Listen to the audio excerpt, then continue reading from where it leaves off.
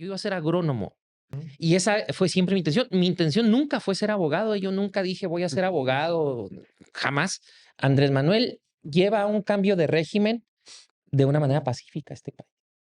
Para mí, digo, lo que digan y pongan de mí, eso a mí no me genera un problema. Yo estoy en la escena pública y cuando entré a la escena pública, lo primero que dije es, Uno eso va a sabe ser que va. aquí. Tu servidor prefiere una sociedad politizada a una sociedad apática, pero veo a veces resistencias o es parte del proceso de irnos acostumbrando, pero veo a los órganos electorales a veces que se detienen en esos aspectos. Los partidos dicen quién, Ujú. para decirlo, porque así es. Los partidos dicen quién. Bienvenidos a Diálogos por Chihuahua, un espacio de conversación plural y propositiva donde conectamos con quienes toman decisiones que impactan a nuestro estado. Desde Coparmex Chihuahua, impulsamos estos encuentros con el objetivo de abrir el diálogo, conocer visiones, contrastar ideas y construir juntos el bien común.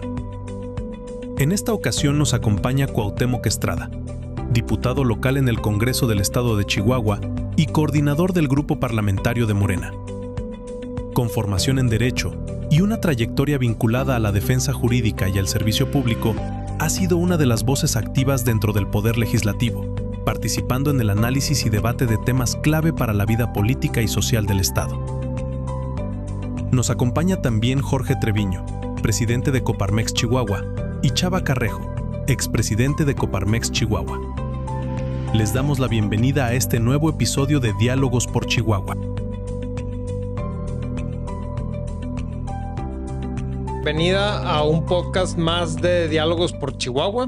En esta ocasión nos va a acompañar Chava Carrejo y un servidor, Jorge Treviño, entrevistando aquí al diputado Cuauhtémoc Estrada. Te damos la bienvenida, Cuauhtémoc. Te platico un poquito. El objetivo de estos podcasts es conocerte mejor. Estamos entrevistando a los principales actores políticos que tenemos aquí en Chihuahua y queremos conocer quién eres, de dónde vienes, pero también qué es tu cargo, porque luego muchas veces se habla de los cargos como si todo el mundo entendiera qué es y qué hacen. Entonces te vamos a estar preguntando un poquito por ahí. Es una entrevista a gusto, como si estuviéramos en un café. Entonces, pues bueno, te doy la bienvenida y si quieres nada más para arrancar, pues nos gustaría primero saber cómo fue tu infancia, dónde naciste, para entender un poquito más de dónde viene esta imagen que tienes. Bueno, pues buenas tardes, Jorge, Chava. Muchas gracias por la invitación. Feliz año, porque Feliz vamos año. empezando año. ¿Quién es Cuauhtémoc? Bueno, pues, Cuauhtémoc es originario de Nicolás Bravo Madera, Chihuahua. Soy de la sierra. Lo busqué y no No, encontré. soy de la sierra, nací en Nicolás. Allí pasé hasta secundaria. Hace mucho tiempo ya, en mi pueblo solo había secundaria. Entonces, a los 13, 14 años migré a Ciudad Juárez Ujú. para buscar el siguiente grado académico, que era la preparatoria.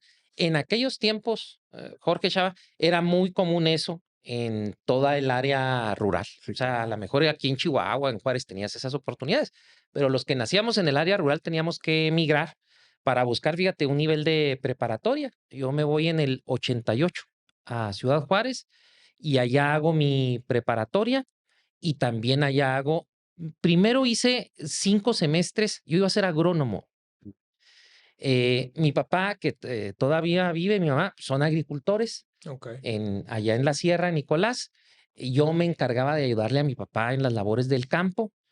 Y entonces yo me voy a Juárez pensando ser agrónomo con la idea y el sueño y la intención de regresar a hacer producir mejor las tierras, ¿no? Nosotros teníamos 2 lotes agrícolas allá en Nicolás. Ujú. Y esa fue siempre mi intención. Mi intención nunca fue ser abogado. Yo nunca dije voy a ser abogado, jamás.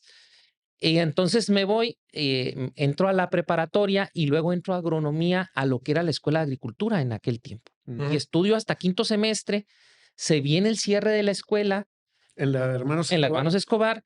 Algunos compañeros se van aquí a Delicias y a mí me toca irme a Zapopan, a la UDG. Y yo decido ya no irme, ¿verdad? Ya se me hizo muy, muy difícil. regreso todavía un tiempo a la casa con mis papás, me encargo del tema de la agricultura y a los 2 años, por alguna razón, vuelvo a Juárez y entro a Derecho. Y allí se transformó mi vida, te lo digo con respeto. Entré a Derecho porque una amiga mía que me topo circunstancialmente en una línea de pago ahí en Juárez me dice, ¿y qué estás haciendo? Le digo, pues estoy en mi pueblo, cultivo. Y me dijo, ¿por qué no entras a Derecho? Yo voy a hacer el examen mañana. No, yo nunca he querido ser abogado, ni pienso ser abogado. Y me convence, y con muchas dificultades, debo decirlo, entro y pues, ¿cuál fue mi sorpresa? Me vuelvo un estudiante becado de excelencia, porque además se me dificultan esas cosas, y me gusta la carrera, termino la carrera y me dedico por mucho tiempo al litigio. 20, 25 años me dediqué al litigio. Sobre todo enfocado en materia laboral, ¿verdad? En materia laboral, básicamente, y en amparo, porque tengo una maestría en amparo que hice en 2012, 2014, y me gustó también la materia. Y básicamente así construí el proyecto, así pude sacar adelante a mi familia, con el litigio que construí gracias a la carrera que desarrollé y la enfermedad crónica de la política, ya formal, No la había oído así. Te dio el virus. incurable, incurable. Dicen que es incurable. Yo sí creo que es curable, pero dicen que es incurable. Me dio ya en el 20 cuando ya busqué una candidatura. a- Después de muchas reflexiones del por qué buscar una candidatura, pues, habrá algún momento en que, si gustan, las platiquemos. Y entonces en el 20 busco una candidatura y es cuando ya yo llego a Chihuahua como diputado del distrito, por mayoría del distrito 8 de Juárez, y donde además mis compañeras y compañeros diputados me dieron la oportunidad de coordinar en la legislatura pasada y en esta. Y así es más o menos como yo llegué a lo que ustedes ya conocen como Cuauhtémoc. Digo, lo resumí en unos cuantos minutos, pero Claro, claro. hay 52 años en esos minutos, no es tan sencillo. Siempre he sido una persona de causas. A mí me toca nacer en una época, Chava, Jorge, que ahorita hay cosas difíciles. En aquella época había otras cosas. Mi padre era un defensor del bosque en aquellos tiempos. En aquellos tiempos, la cuestión de la explotación forestal en una sierra con una inmensidad de recursos, recordarán ustedes, no estaba tan regulada. Era muy común que la explotación forestal se diera masivamente, pero los ejidos y las colonias, la figura de la colonia en Chihuahua es una figura muy importante. No en todos los estados vas a encontrar esa figura de la colonia agrícola, ganadera, forestal, pero en Chihuahua, si ustedes se fijan, es más la colonia incluso que el ejido. Una fórmula que encontró un gobernador, se me hace chihuahuense, no recuerdo si de apellido Enríquez, la incluyó en la legislación y fue una figura que O sea, ¿es algo nada más en el estado de no, Chihuahua? creo que ya permeó en otros, pero Chihuahua sí es De los pioneros. pioneros en eso. Y pues había, después de las épocas revolucionarias, una efervescencia por el ejido, ¿no? Y pero también recordemos que en Chihuahua, aún después del reparto agrario, aún después del sexenio de Lázaro, donde se da el mayor reparto, Chihuahua mantiene grandes territorios todavía en manos de algunos empresarios por un decreto, no recuerdo ahorita el nombre, tenía un nombre especial, tiene un nombre especial, porque la cuestión ganadera en aquel tiempo estaba determinada pues casi como seguridad nacional. O sea, era tanta la producción ganadera en México y tan importante. Sí, el porcentaje del PIB que representaba la ganadería era se altísimo. convirtió en una excepción a uno de los principios de la revolución ganadora. ¿Cuál? La concentración o desconcentración de tierra. Entonces, ¿qué originó? Pues originó en mucho la figura de la colonia. O sea, de la amplitud de esa figura. Digo, no mandamos a constituir ejidos, o sí hubo algunos que se dieron, además con muchos conflictos, pero se constituyeron muchas colonias. Nicolás Bravo, de donde Manatos es una colonia, no es un ejido. Digo, hay ejidos ahí alrededor, pero ahí vas a encontrar muchísimas colonias. Y en aquel tiempo, esa explotación forestal era muy difícil que los colonos o los ejidatarios tuviesen una ganancia de esa explotación forestal. Entonces había una lucha, primero por la no sobreexplotación, pero también porque los colonos y los ejidatarios decían, bueno, pues está sacando tanta madera y nosotros que somos propietarios de esa área, que nos tocan. Entonces había muchísimos conflictos de eso. A mí me tocan hacer en parte esos conflictos por la defensa que hacía mi padre en ese tiempo y pues yo me tocan hacer desde esa perspectiva. Para mí no me es ajeno mi movimiento al que pertenezco, no me es ajeno. O sea, me tocan hacer bajo esa línea de oposición a un sistema en aquel tiempo. Claro. Después de ahí me toca participar muchísimo, muy joven. Fíjate, si tú me dices, ¿conocías Chihuahua? Pues conocía la Plaza Hidalgo. O sea, yo de chiquito conocía la Plaza Hidalgo y dices, ¿por qué? Porque me tocaba venir en los años 80 cuando se da un gran impulso a la lucha campesina por precios de garantía. O sea, y yo conocía la Plaza Hidalgo porque yo acompañaba a mis papás y a mis tíos. Lo único que conocía era la Plaza Hidalgo porque ahí se hacían las manifestaciones. Sí, Venir a mí a Chihuahua venía a la Plaza Hidalgo. Era tirar grilla. Sí, yo tendría 8 o 10 años, ¿no? Y los acompañaba. Y luego, como ya les platiqué, me voy a Juárez a estudiar. Y bueno, pues la escuela de agricultura, aparte de agricultura, algún otro ingrediente tenía. Claro. Y me involucro mucho en lucha estudiantil, en dirección estudiantil, que es otra gran etapa de mi vida que entiendo influyó mucho en mi formación, así lo considero. Y otra etapa sería ya mi formación profesional como abogado, que sin duda, no puedo dejar de reconocerlo, cambió muchos aspectos de mi pensamiento y de mi concepción. Yo nunca había pensado ser abogado, pero la verdad es que debo reconocer que modificó mucho de lo que yo pensaba, cómo se podían hacer muchísimas cosas, a pesar de la trayectoria en la que yo nací, me tocó vivir hasta antes de ser abogado. Y después de ahí ya mi ejercicio profesional laboral. Oye, hablando de cosas que te van moviendo y que te van marcando, una persona, ya sea política, empresario o alguna persona que te haya hecho o te haya marcado para hacer lo que estás haciendo y un libro que te haya también motivado a andar en esto que andas. Pues fíjate que, contrario a las personas, digo, yo admiro a Andrés Manuel, lo admiro. Yo entiendo que hay muchísimas personas que por la lucha que lleva Andrés Manuel y su postura, pues ha generado como el América, ¿no? A favor y en contra. Pero yo creo que hay cuestiones que todavía no se le reconocen a Andrés Manuel. Andrés Manuel lleva un cambio de régimen de una manera pacífica a este país. Y este país ha tenido en esos cambios de régimen luchas que nos han costado muchísimas vidas. Y a mí me parece que ese pacifismo en la intención de modificar un esquema, podemos estar de acuerdo o en contra de él, es una cuestión rescatable. Difícilmente vas a encontrar tú en muchísimos países o estados un cambio tan drástico en algunas cuestiones, podemos estar de acuerdo en eso o no, que sea de forma pacífica. Y me parece que eso rescata muchísimo la labor de Andrés Manuel. Y la otra es, eh, muchos le llaman polarización del tema político.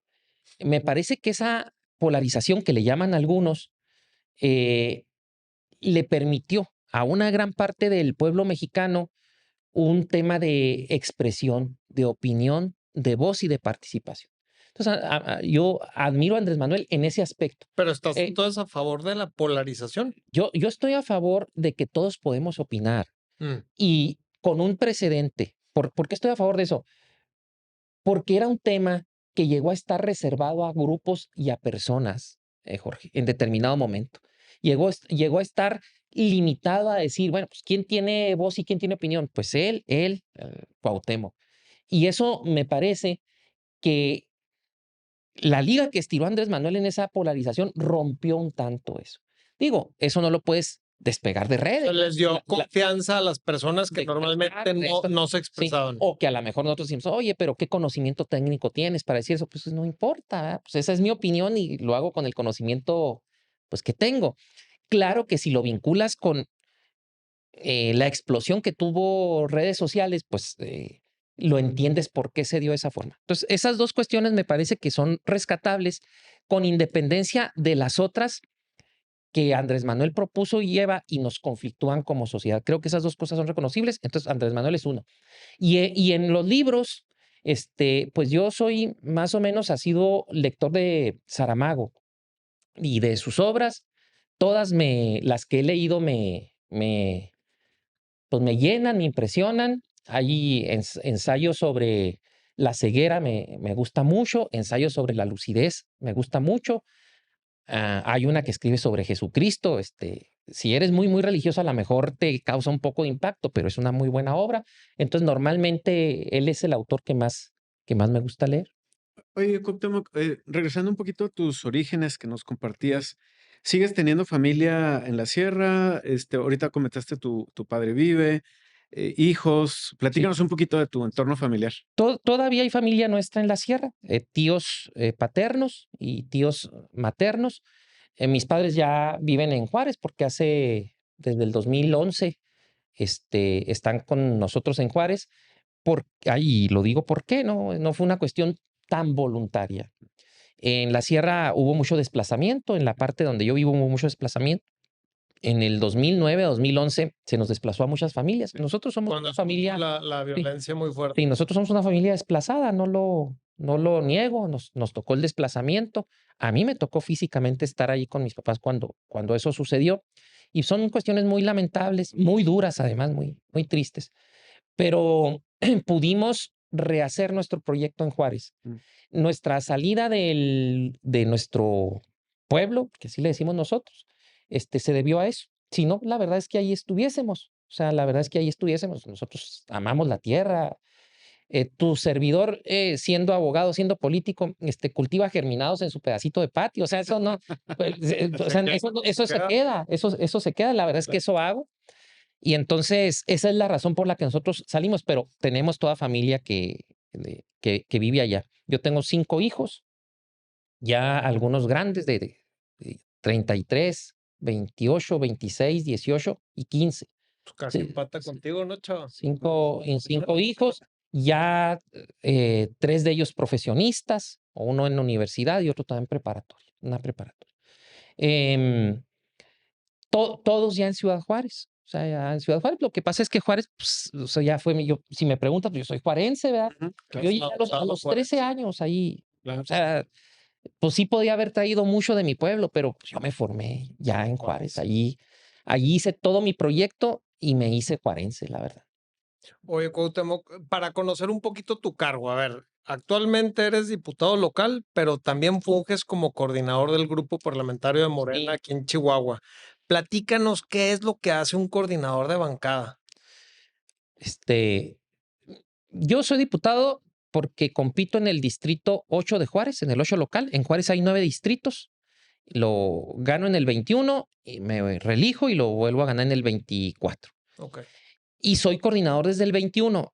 ¿Quiénes son los coordinadores? Los grupos parlamentarios en el Congreso tienen la figura de un coordinador y un subcoordinador. Ujú. ¿Quiénes lo determinan? Los integrantes de cada grupo parlamentario nombran a su coordinadora o a su coordinador. ¿Qué hacen esos coordinadores? Pues como su nombre lo indica, procuran coordinar los esfuerzos del grupo parlamentario. Su plataforma, sus iniciativas, el sentido de los votos dentro del pleno. Es una labor compleja, lo debo decir. A lo mejor nomás lo vas a escuchar que lo digamos los coordinadores, pero es una labor compleja porque no tienes un nivel de jerarquía. O sea, tú eres el secretario de gobierno, pues tienes una cuestión de jerarquía sobre todos los departamentos, dependencias, incluso sobre otras secretarías. Jerárquicamente estás arriba. En las coordinaciones, no. Todos somos diputadas y diputados. Todos percibimos las mismas prestaciones, todos tenemos las mismas facultades. Entonces, eso hace que las coordinaciones sean más difíciles de llevar desde mi punto de vista. Yo Coordinas sí a pares, al final. coordinas a pares. Y entonces, me parece que es una labor, sí compleja. Yo creo que, y además se vuelve más compleja esto no sé si sea políticamente correcto decirlo, pero lo voy a decir. Para eso es. Para eso espacio. se vuelve más compleja en una entidad donde el grupo parlamentario tuyo no gobierna. Claro. ¿Por qué? Porque en una entidad, pensemos en una entidad donde gobierna Morena y su coordinador parlamentario, donde hay una buena relación entre quien gobierna el estado, gobernador o gobernadora, y su coordinador de Morena, eso ayuda mucho para que toda la bancada pueda estar concentrada en una propuesta, una plataforma. Como sucede aquí. Oye, Claro. pero tiene sus pros y sus contras. Me quedé pensando, si estuviera el mismo gobierno de tu partido, a lo mejor ya casi que tu puesto saldría sobrando, porque pues lo que dice el gobernador o la gobernadora es lo que se haría y ya tú no Pues, coordinas mucho, pues ¿no? podría ser un contra, pero también tiene puntos a favor. No, Tiene digo, puntos a favor. hay pros y contras. Hay pros y contras. Pero yo lo platico desde mi experiencia, pues yo lo vivo desde la oposición. Ujú. Y de entonces lo advierto, no solo en la experiencia que pueda tener el coordinador Alfredo aquí en Chihuahua, en el Congreso, porque la gobernadora es de su mismo partido, sino incluso lo veo con compañeros coordinadores en otras entidades. Tiene pros y contras, me parece un tanto complejo, más complejo si eres oposición. Oye, siguiendo la línea de esta pregunta que hace Jorge, y esto que nos compartes que es complejo, yo me imagino, pues desde el consenso en las posturas del grupo parlamentario y demás.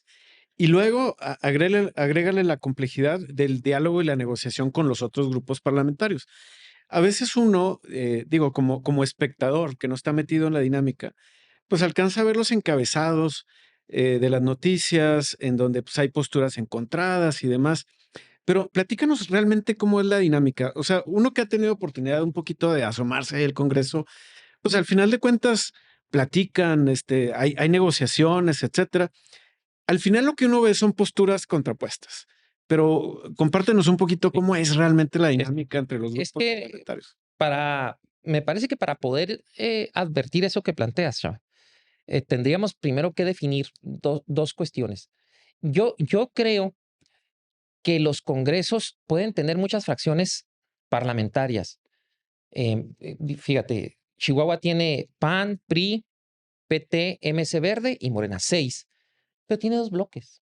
O sea, es que tenemos que decirlo como es, y eso no es falta al respeto, o sea, es una cuestión De alianza, de alianza, de todo, y que además los números pues no nos van a dejar mentir. O sea, es una cuestión de bloques, no de fracciones parlamentarias. Y en ese sentido, podríamos dar respuesta a tu pregunta. ¿Cómo es la dinámica para sacar cuestiones torales, las importantes? Los exhortos, ¿qué importa cómo se voten? ¿Verdad? Pero las torales, o sea, ingresos, presupuesto, algún nombramiento trascendente, etcétera. Pues yo no te sabría decir cómo es esa dinámica entre el PAN, PRI, MC, PT y Verde. Lo que sí te sé decir es el resultado. En las cuestiones torales están de acuerdo. ¿Cómo es esa relación entre los dos bloques? Porque en el Congreso hay 2 bloques. El del PAN y sus aliados y el de Morena.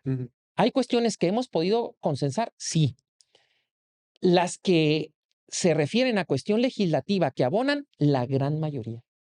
Que es algo que yo estoy seguro que no se advierte al exterior del Congreso. Es decir, si tú revisas las iniciativas y lo legislativo aprobado, difícilmente vas a encontrar una legislación en que no hayamos ido juntos. Va a ser la excepción la legislación en que no hemos ido juntos. Quiere decir que cuando se trata de generar leyes o modificar leyes, hay muchas coincidencias. ¿En qué temas sí hay diferencias? Presupuesto, vamos a decir por qué. Ley de ingresos. Fortalecimiento financiero, que nosotros le llamamos deuda. En ese tema hemos tenido diferencias. Desde que yo llegué al Congreso, que es en el 21, nosotros no nos hemos puesto de acuerdo, o Acción Nacional no nos ha podido convencer en el sentido de una votación de presupuesto, ley de ingresos, deuda, porque tenemos una visión distinta en cómo pudiera abordarse. Debo decir que no porque no. Nosotros hemos hecho una serie de propuestas, por ejemplo, a presupuesto, y dicho, si esto lo logramos cambiar, nosotros los acompañamos. Pero eso no ha sido posible. No quiero decir que la postura de ellos es la mala y nosotros la buena. No, no, no, no, Sí, no, sí, no, no, sí. estoy fuera de eso. Ujú. Eso no, ni siquiera nosotros lo debemos de calificar. Solo trato de explicar cómo se ha dado. Y en esos temas torales, ¿hemos tenido coincidencias? Sí, puedo rescatar dos, como cuando te conviertes en colegio electoral y haces un nombramiento. El nombramiento del licenciado Roberto Fierro como procurador, cuando inicia la maestra María Eugenia Campos y lo propone, nosotros íbamos iniciando y decimos, le damos el voto y pusimos allí en una serie de condiciones para que se cumplieran. Desde mi punto de vista, no se cumplieron, pero Ujú. por eso cuando llega el actual fiscal Jáuregui y nos visita, hay que decirlo, y abiertamente, como lo debe hacer una persona que quiere esa representación, que es importantísima, es decir, quiero su apoyo, y nosotros también con toda franqueza le decimos, no podemos. Y le dimos una serie de argumentos del por qué no, en la mesa de la sala de juntas. Pero te pongo otro ejemplo, auditoría. Se acaba de nombrar Salió por y salió por unanimidad. Mm. Razones, pues nosotros, y ustedes lo pueden seguir, hemos calificado, no de ahorita, desde que llegamos, el trabajo del auditor como aceptable, o sea, como aceptable. Y reconocemos la importancia de la auditoría, pues imagínate. O sea, me parece que es el único órgano a nivel estatal en donde podemos decir, pues es quien puede revisar las cuentas con Claro. técnica, con técnica. Entonces, por ejemplo, ahí estuvimos de acuerdo y ni siquiera batallamos. Nosotros lo veíamos bien, la fracción de Acción Nacional también lo veía bien, pasó sin problema. No quiero decir que las personas que compitieron en ese puesto no tuvieran esa capacidad. Se las reconozco, conozco a algunos de ellos con una gran capacidad, pero ustedes saben que esas cuestiones no solo es la capacidad, son circunstancias, eh, lo que ya tenía el auditor recorrido, la aceptación que algunas fracciones, incluida la nuestra, le reconocía. Ujú. Entonces, ese es un ejemplo de cómo lo pudimos consensar. ¿Se platicó antes, Chava? Sí, claro. O sea, claro que las fracciones se acercan a través de sus coordinadores y dicen, ¿cómo lo ves? ¿Cómo ves esto? Ujú. Porque muchas de esas propuestas pasan a través de la Junta de Coordinación Política. Te pongo un ejemplo, ahorita estamos en Comisión Estatal de Derechos Humanos. Exacto, está ahorita el proceso. Va a pasar por Junta de Coordinación Política, estamos ahorita en el proceso de evaluación. En algún momento la Junta de Coordinación Política, con consenso o sin consenso, va a sacar una terna. La vez pasada, donde el proceso no puede culminar, la Junta de Coordinación Política saca un acuerdo por mayoría porque no pudimos tener consenso. Ujú. Llegamos al Pleno y no reunió las 2/3 partes porque no pudimos tener consenso. Ujú. Entonces, quien piense que en el Congreso no ha habido acuerdos legislativos, ha habido muchísimos acuerdos legislativos. La gran mayoría de las leyes y sus reformas llevan el unánime, es la excepción. Y donde efectivamente no nos hemos puesto de acuerdo es ingresos, presupuesto Claro. y deuda. Las diferencias, creo, digo, son parte inherente de la democracia. Son visiones distintas, válidas, y al final de cuentas, pues en el Congreso confluyen Sí. esas visiones y bueno, se dan estos procesos de toma de decisión. Lo que yo creo, y este es más como sociedad, creo que lo que nos hace falta reconocer es justo lo que nos decías, Cuauhtémoc. Creo que hay más coincidencias que diferencias, pero al final de cuentas, lo que llama la atención, los medios y demás, son las posturas encontradas. Lo que vende. Es lo que vende. Y al final de cuentas, eso abona para algo que decía Jorge hace un momento, el tema de la polarización. O sea, yo creo que uno de los grandes temas, por no decir problemas que tenemos en nuestro país, es esta polarización que se ha generado por razones que gustes y mandes. Pero está polarizada la sociedad. Yo creo que, no sé si tú coincidas, que hace falta comunicar más los consensos, que sí los hay, porque sé que los hay, pero se visibiliza más y se reconoce más las diferencias, que son naturales y pues así funciona la democracia. Pero creo que sí hace falta reconocer en dónde sí estamos de acuerdo. Sí entiendo el punto y solo pondría un elemento. No solo nos tocaría a nosotros. Claro. O sea, No, no. me parece que, digo yo entiendo que hay distintas posturas en el movimiento al que pertenezco sobre medios de comunicación, pero la verdad Pues que mi relación con los medios, para mí, digo, lo que digan y pongan de mí, eso a mí no me genera un problema. Yo estoy en la escena pública y cuando entré a la escena pública, lo primero que dije es, Uno eso va a ser aquí. Entonces, pero mi relación es buena con los medios, o sea, y buena no en el sentido de que publican lo que yo quiero, porque además no es así, sino buena en el sentido de que me permiten comunicar. O sea, me escuchan y me permiten comunicar.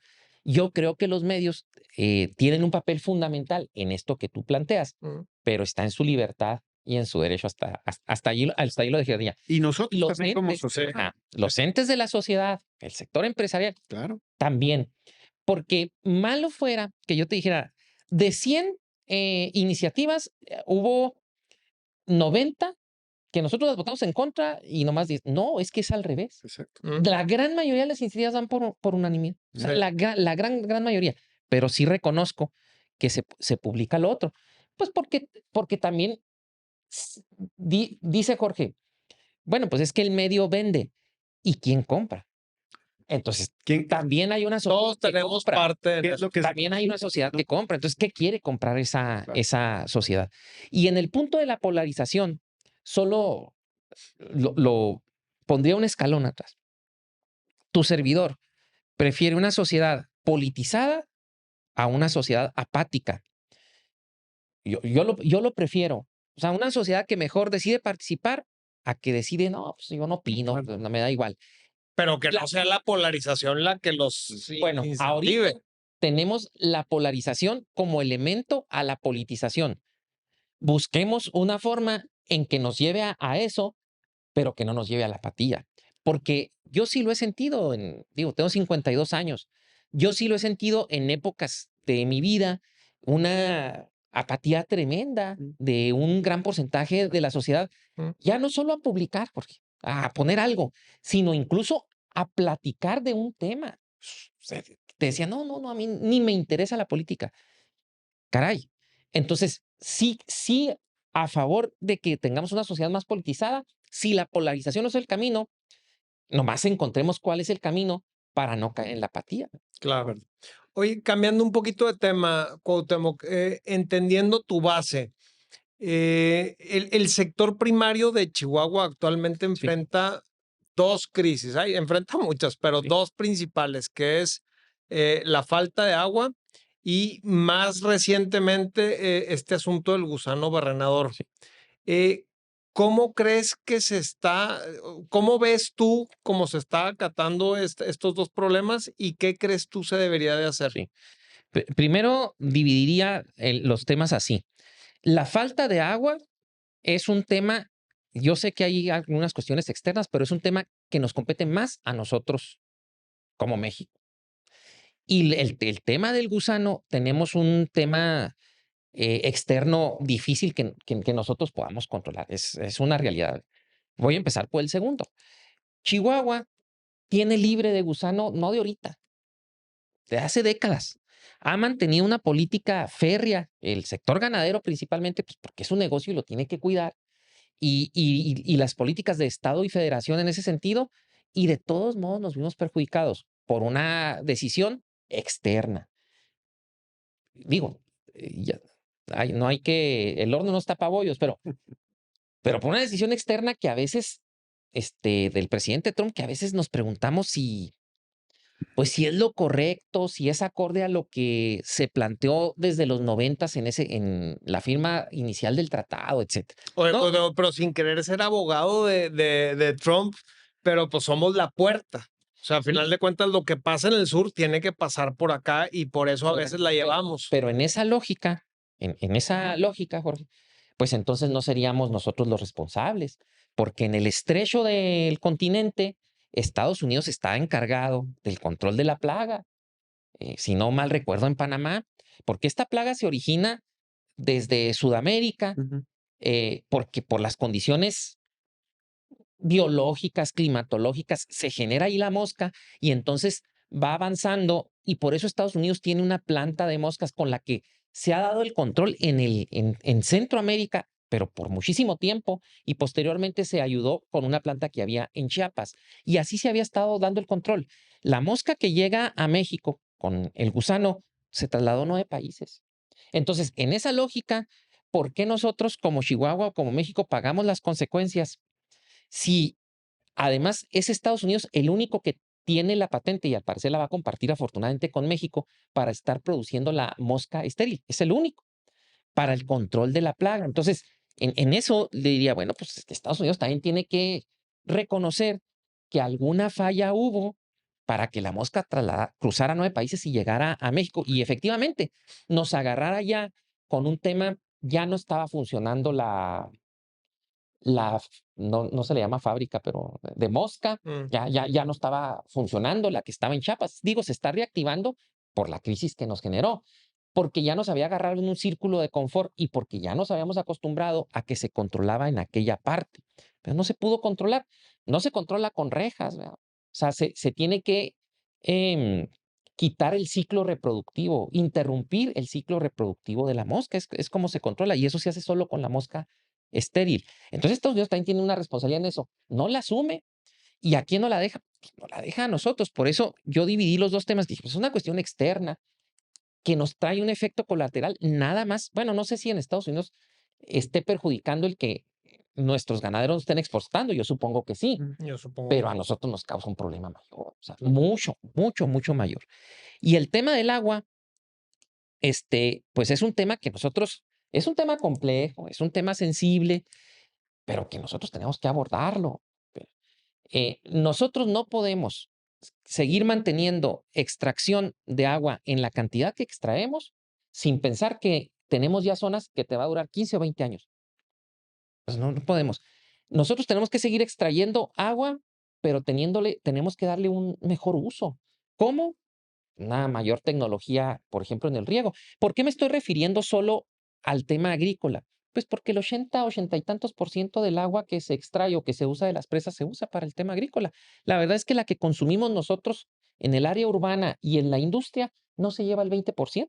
O sea, el 80 y tantos por ciento se va en la agricultura. Y yo estoy totalmente a favor de producir alimentos. Digo, yo vengo de la agricultura, todavía conservo mi lote agrícola, aunque ahorita no lo use. Es decir, ¿cómo hacemos más efectivo? Y otra, ¿cómo el Estado mexicano, hablo no de Chihuahua, sino el Estado en su concepto entiende que así como genera una política pública para eficientar el agua con nuevos sistemas de riego, también tenemos que eficientar políticas públicas que convenzan a nuestros productores que a lo mejor cierto cultivo, para no estigmatizar, a lo mejor cierto cultivo merece ya que lo dejemos y que mudemos paulatinamente a otro que nos cuesta menos agua, porque al final, o sea, al final, el nivel de extracción, que eso es un estudio ya técnico medido, con el nivel de recuperación de muchos de del agua subterránea, pues estamos 10-1, o sea, le estamos extrayendo 30 y están llegando 3. En 15, 20 años, ¿cómo le vamos a hacer? Algo tenemos que hacer en ese sentido. Y ese es un tema que nos toca nada más a nosotros. Yo estoy convencido en esto. Si nosotros le decimos a los agricultores, no cultives, es una mala forma. Claro. Ya no siembres un árbol, esa no es una buena forma de decirlo. Te va a decir, pues esa es mi actividad, es mi derecho, lo voy a seguir haciendo. Genérales condiciones de cómo gastan menos agua y cómo pueden mudar a cultivos rentables que consumen menos agua. Hace 20 años fui yo a un curso que vinieron a dar unos canadienses, 20 años o 25, a Ciudad Juárez, a decirnos en aquel tiempo, hace 25 años, cómo la granada te daba una ganancia muy cercana a la nuez con un 10% de agua. Mm. Hace 25 años. ¿Han visto que esa cuestión haya crecido? Para nada. Para nada. Y lo pongo solo como ejemplo. Ahorita seguramente algún experto me va a decir, no, la granada no, va a ser el pistacho, lo que sea. Solo lo pongo como un ejemplo de cómo, como política de Estado, nos hemos retrasado en algo que me parece fundamental. ¿Qué va a pasar si se acaba el agua en una zona? ¿Vamos a dejar de sembrar? Sí, pero no nomás va a pasar eso. Nosotros mismos, aquí en la capital, podemos tener problemas de abastecimiento. Entonces, yo creo que ahí le debemos de entrar todos. Me parece que hemos abordado los temas de todos lados de una forma no correcta. Debe regir un tema técnico. un tema técnico y se acabó. Cuauhtémoc, siguiendo con esta visión estatal, digo, aunque este programa va dirigido al público en general, seguramente va a haber mucha audiencia empresarial. ¿Cómo ves a Chihuahua, al estado de Chihuahua en los próximos años? Hay un entorno internacional complejo. Vimos las declaraciones de Trump ayer, antier, no recuerdo, respecto a lo del Tratado de Libre Comercio. Los estados fronterizos del norte somos muy sensibles a todo el Sí. tema de comercio exterior. ¿Cuál es tu visión de Chihuahua en los próximos años, principalmente en materia económica?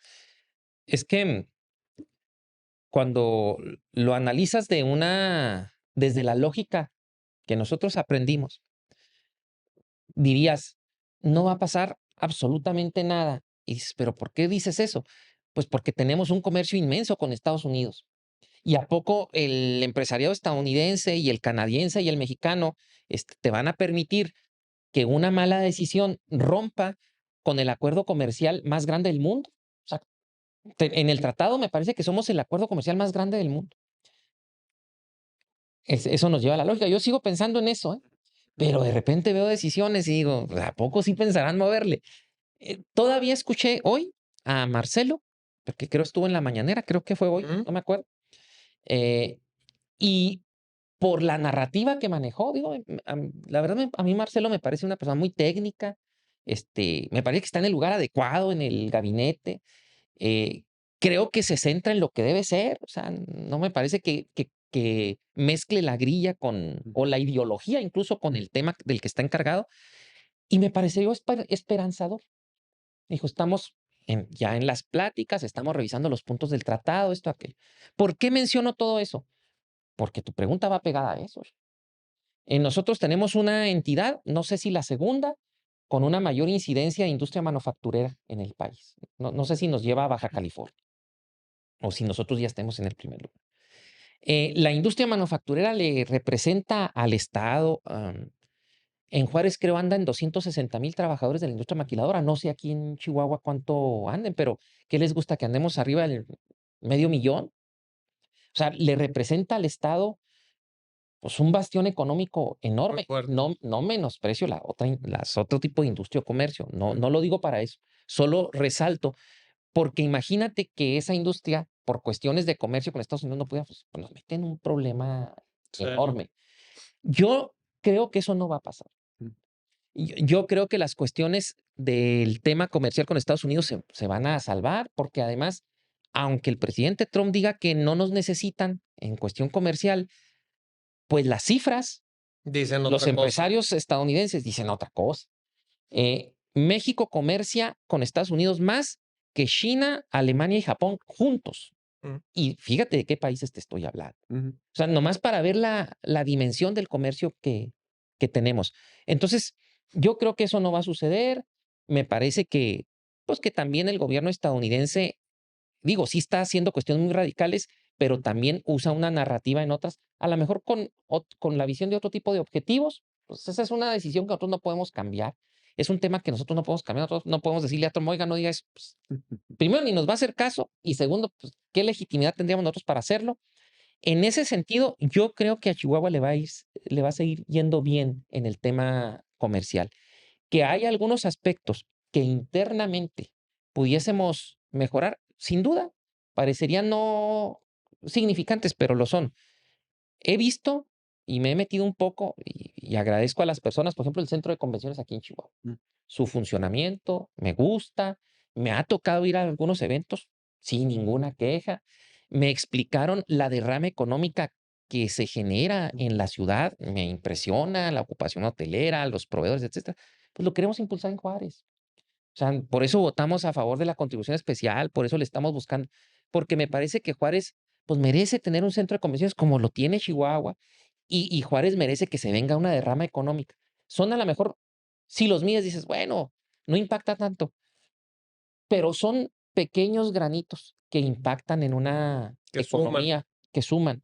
Entonces, la cuestión turística no la podemos separar desde una cuestión de falta de seguridad. Fíjate, yo soy de madera, me dices, ¿a madera o acril? Pues acril. ¿Cómo baso mi decisión? A lo mejor yo estoy mal, pero lo tengo que decir. Lo baso en la medida, digo, ¿Dónde llegaré más seguro? ¿Dónde estoy más seguro? Claro. Entonces, y así lo basa mucha gente. Entonces dices, necesitamos impulsar el turismo en el estado, sí, pero necesitamos corredores seguros. Que la gente no deje de visitar lugares fantásticos que tenemos en el estado porque perciba que puede estar insegura en esa visita. Y me parece que ahí hay un enorme potencial, pero enorme potencial. Entonces, yo no tengo una visión fatalista en el tema económico. Me parece que vamos a seguir bien, que hay cosas que tenemos que hacer. Sí, sí, sí las tenemos que hacer, que son realizables y factibles y que las cuestiones que están fuera de nuestro alcance no van a tener lo que se vaticina. Oye, Cuauhtémoc, se escucha mucho de una reforma electoral. Sí. Entonces, para entrar a este tema, primero me gustaría que nos platicaras un poquito qué fortalezas le ves actualmente a nuestro sistema político electoral y qué cuestiones ves tú débiles que crees se deban modificar, cambiar o eliminar. Sí. Fortalezas el INE.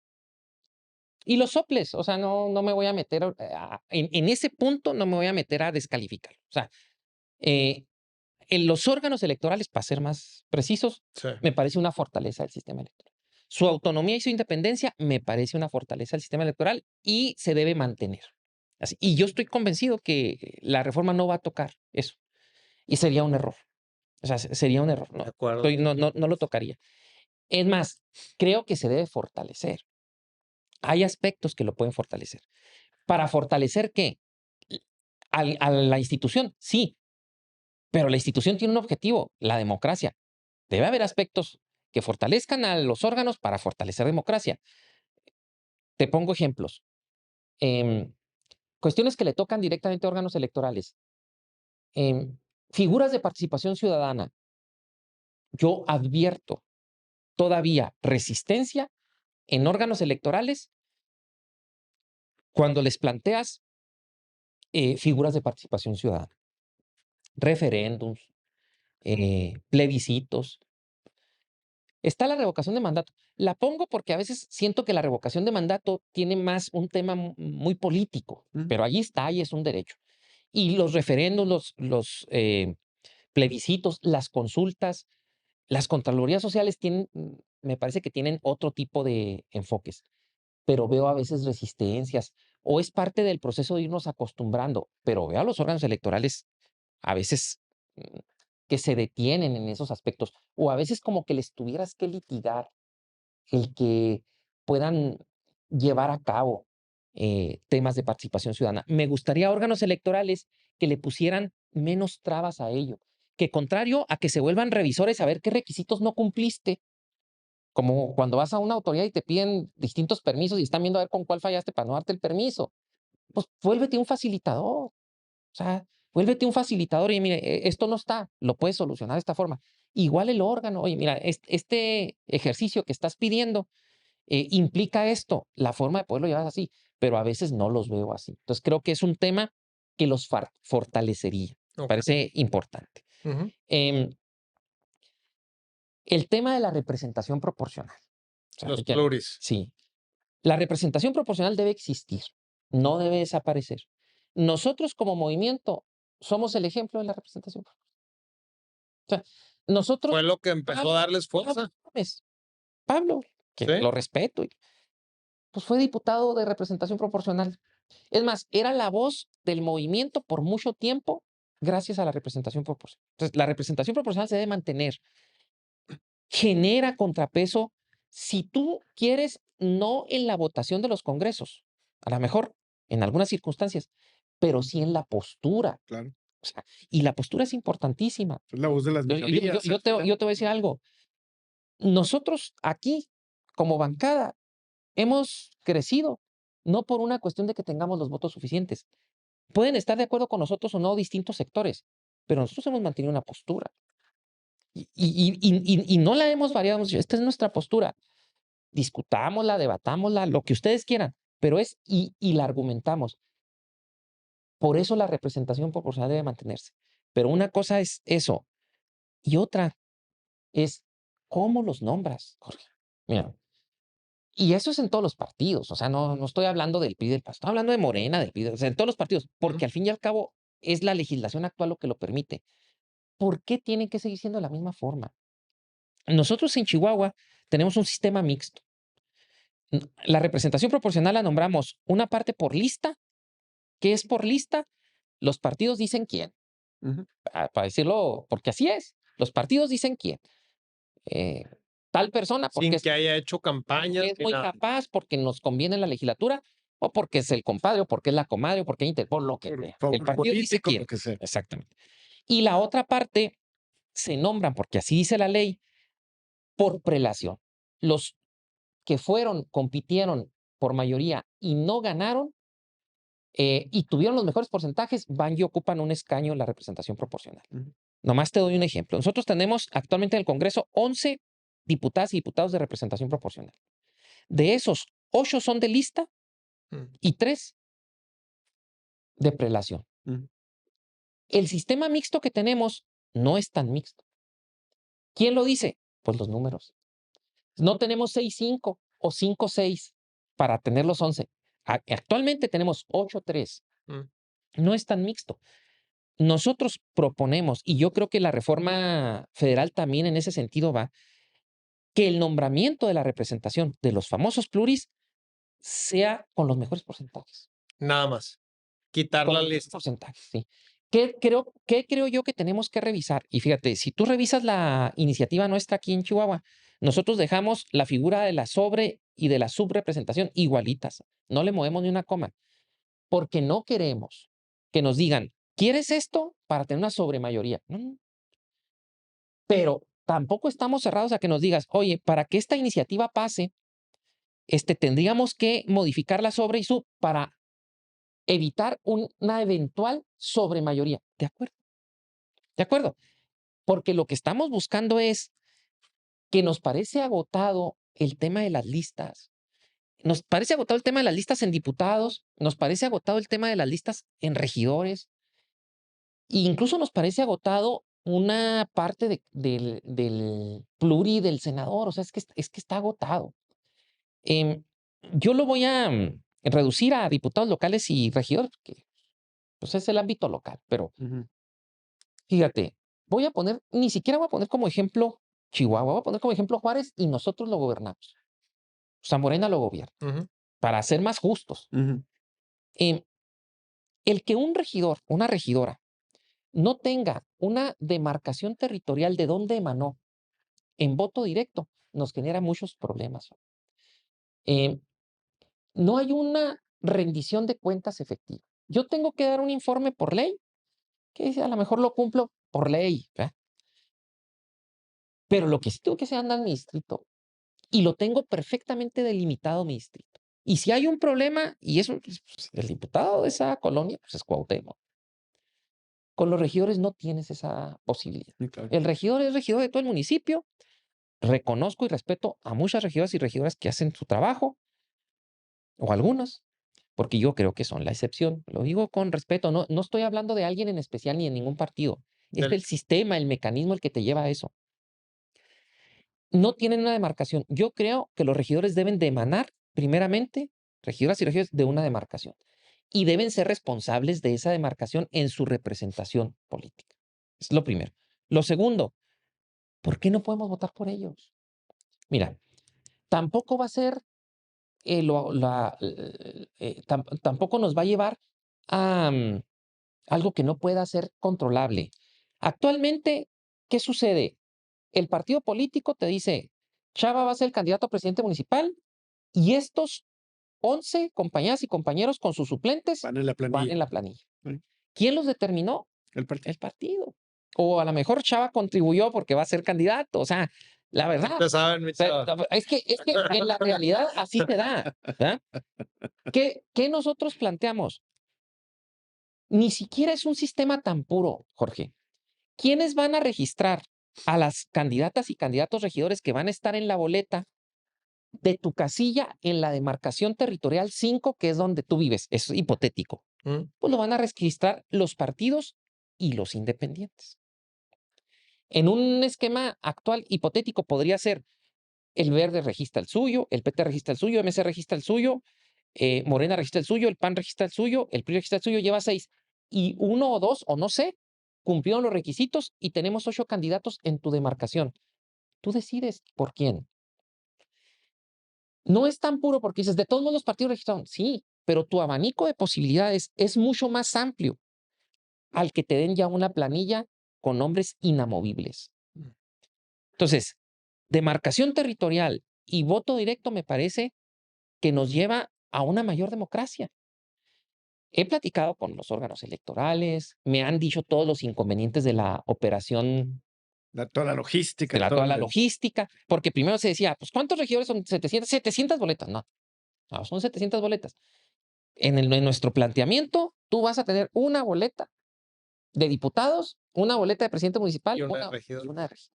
Porque nosotros lo planteamos por demarcación. Pues tú no vas a elegir los 700 regidores del estado.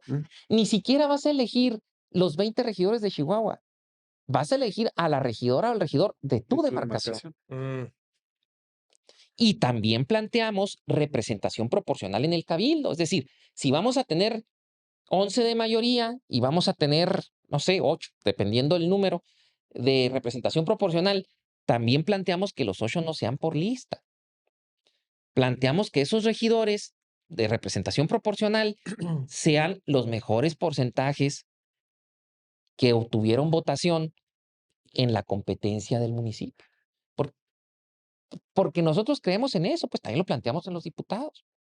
Porque me parece que llegan con más legitimación. Fíjate, en el foro donde nos tocó estar juntos, donde vino Lázaro, yo hacía un planteamiento y les decía, este dato que les voy a dar, es que ese dato a mí me impactó. Si ahorita el Congreso del Estado estuviera constituido en sus 11 diputados plurinominales, los de representación, solo con el principio de prelación, y nosotros sumásemos los votos que obtuvieron las 11 candidatas y candidatos que no ganaron la mayoría, pero que tuvieron los mejores porcentajes, y los sumamos, estamos hablando que suman 300,000 votos esos 11. ¿Les parece una legitimación insuficiente? O sea, si hiciésemos ese ejercicio y esos 11 fueran diputadas y diputados ya, esos 11 tuvieron juntos 300,000 votos. Esa es la legitimación que dejamos ir. Esa es la representación que no está en el Congreso. ¿Cuántos están de esos 11? 3.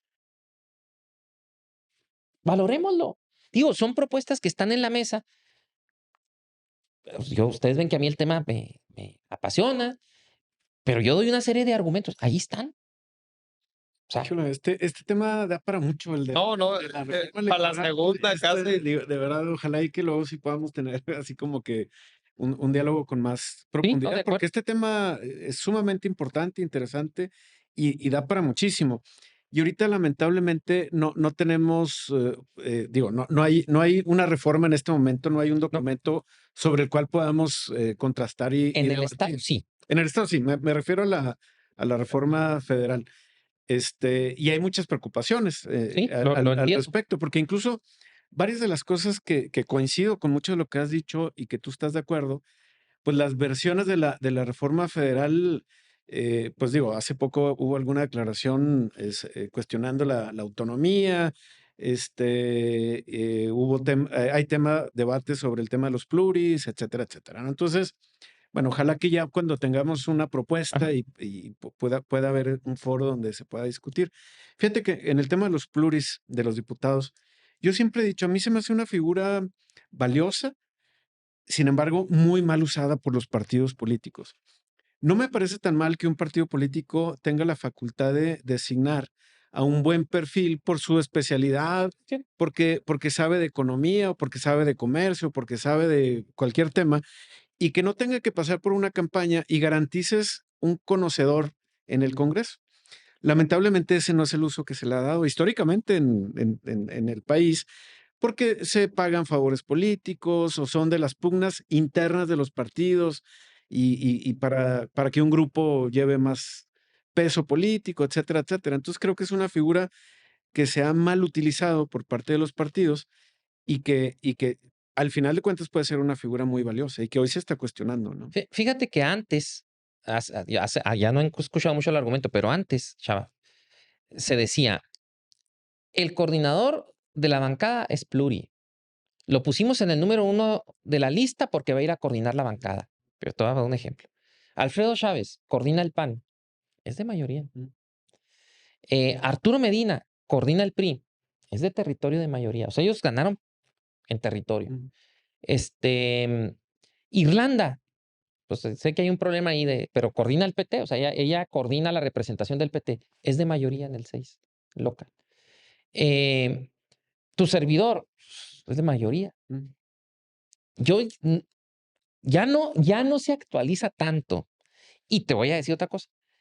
El que, al menos en mi caso, no sé Alfredo, Arturo, pero al menos en mi caso, me legitima mucho ante mis compañeras y compañeros que yo haya ido a territorio y lo saque.